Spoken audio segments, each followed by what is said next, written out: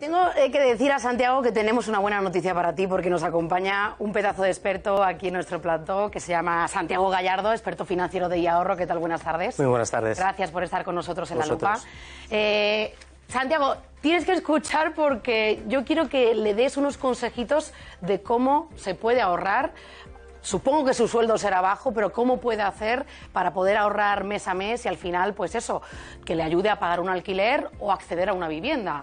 Pues la verdad que estamos en una situación compleja, ¿no? En la cual hemos visto además unas subidas muy importantes, ¿no?, en los alquileres y que hay una expulsión del joven de la compra de vivienda al alquiler. Si hace 10 años un 60 o un 70% de los jóvenes menores de 35 años tenían casa, ahora se ha reducido a la mitad, ¿no? Entonces eso lleva a que se encarezcan muchísimo los alquileres.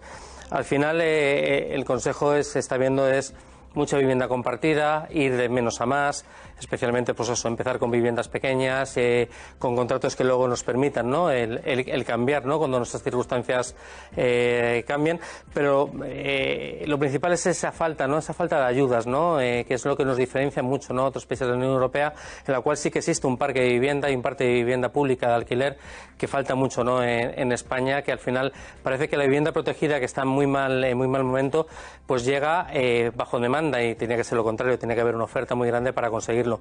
Entonces al final es muy complejo, sí que sus opciones son las adecuadas, ¿no?, unirse a zonas premium de primeras para intentar, bueno, pues compaginar y poder al final alquilar. Aquí parece que sí que Santiago lo ha hecho bien porque nos explicabas, es de Barcelona, pero ha decidido irse a un pueblito de al lado donde el precio sí que es más reducido. En su día a día, ¿qué más puede hacer? Porque es que parece que las cosas se agotan, es que es una realidad muy dura.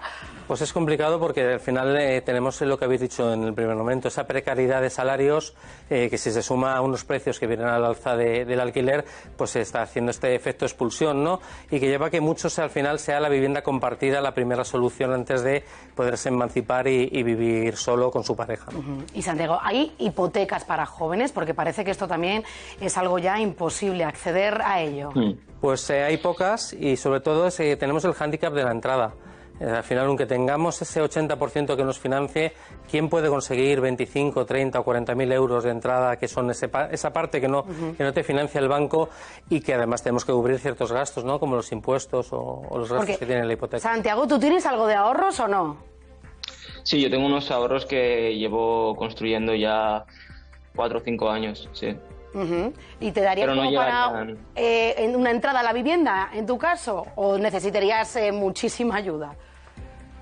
Básicamente me falta la mitad para la entrada a una vivienda y no en la zona en la que vivo, creo que no me daría, sinceramente.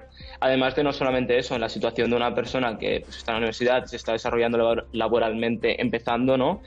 Yo no sé si voy a estar, por la situación de mi vida, no sé, 5 años, 6 años, 10 años o 2 en este lugar. Entonces, comprar una casa me expone a un riesgo financiero y a luego, bueno, tener la poca libertad de igual, no sé, tengo una oportunidad allá y no puedo ir porque tengo la hipoteca aquí y como voy a pagar un alquiler y una hipoteca, ¿no? Entonces, la opción de comprar es arriesgada. Y además de que ya simplemente conseguir el capital para hacer el pago inicial es un reto, ¿no? Porque, pues eso, 20.000, 30.000 euros, si consigues ahorrar un año entero y tener cero gastos en un trabajo decente, igual un año y medio, 2 lo consigues, pero nadie tiene cero gastos, ¿sabes? O casi nadie. No, lógicamente, porque Antonio, ¿qué es lo que puede hacer entonces Santiago? Ahí es donde tiene que tener un papel las administraciones en el sentido de, además él con sus salarios tenemos que tener en cuenta que los bancos las garantías que piden son muy altas, ¿no? Entonces pedir una garantía suplementaria.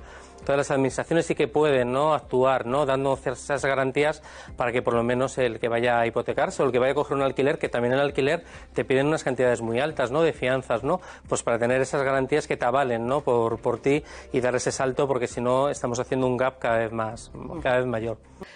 Pero ya esto del, por ejemplo, el coliving, que eso es... ¿Cómo ves esto? Que eso es cuánta gente... La cuestión es cuando conviertes algo opcional en obligatorio. Entonces ese es el problema, que no puedes salir, ¿no?, de ese primer paso, que es un primer paso lógico que no puedes salir. Entonces ahí tenemos un problema en el cual es un problema de oferta. Si vemos políticas de protección pública de otros países de Europa, lo que hacen es que crean un parque y cuando llega el joven se encuentra con el parque porque ya está la vivienda hecha. Y aquí es lo contrario. sin ir más allá de que ha caído mucho la vivienda protegida por el mero hecho de que se acabaron las subvenciones en el terreno después de la burbuja y no se han vuelto a hacer. Pero no hacemos lo contrario, es decir, si tú quieres una vivienda protegida te tienes que meterte en una cooperativa, empezar a hacer y empezar a soltar dinero. Y ves que no es posible, ¿no? Porque ese gap es muy difícil de cubrir. Pues señor Gallardo, te agradecemos muchísimo que hayas venido a aportar tus conocimientos y tus consejos. Un abrazo, hasta pronto. Lucía, es que además...